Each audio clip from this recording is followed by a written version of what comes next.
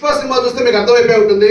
పుష్ప సినిమాలో కూడా చెప్తారు క్లియర్ గా, శేషాచల అడవి ప్రాంతం అని చెప్తుంటారండి.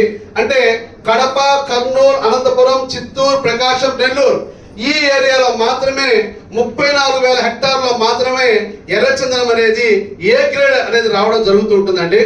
సో ఎందువల్ల అక్కడే వస్తుంది, ఎందువల్ల భీమవరంలో రాదు, ఎందువల్ల అన్నవరంలో రాదు, ఎందువల్ల అమలాపురంలో రాదు, ఎందువల్ల రాజమండ్రిలో రాదు అంటే ఎర్రచందనానికి సాయిల్లో zinc, iron, boron, molybdenum, magnesium, manganese, calcium, sulphur ఈ మైక్రో న్యూట్రియన్స్ ధాతువులన్నీ కూడా పర్ఫెక్ట్ గా సాయిల్లో ఉండాలండి.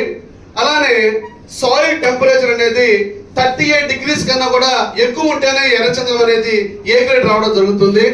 Next soil structure and soil texture అంటారు, ఇది పర్ఫెక్ట్ గా ఉండాలి.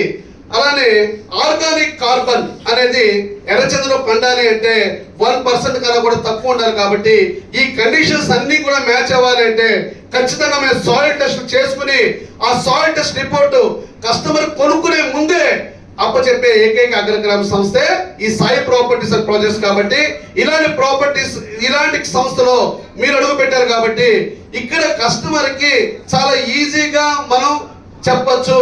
కస్టమర్ చూడంగానే నచ్చుకుని వెంటనే కొనుక్కోవడానికి ఇక్కడ కన్వీనియంట్ గా ఉంటుంది. కాబట్టి కస్టమర్ కి ఎక్కువగా డౌట్స్, ప్రాబ్లమ్స్ ఇలాంటివన్నీ జరగవు. కాబట్టి కాంప్లికేషన్స్ ఉండవు. కాబట్టి Sai properties and projects company the best company, ఇండియాలోనే అగ్రగ్రామ సంస్థగా ఉన్నందుకు ఒకసారి మీరందరూ కూడా మీరు గట్టిగా చప్పట్లు కొట్టుకొని ఈ కంపెనీలో మీరు వచ్చినందుకు మిమ్మల్ని అందరినీ కూడా అభినందించే చప్పట్లు కొట్టుకోవాల్సిందిగా మిమ్మల్ని అందరినీ కోరుకుంటున్నాను.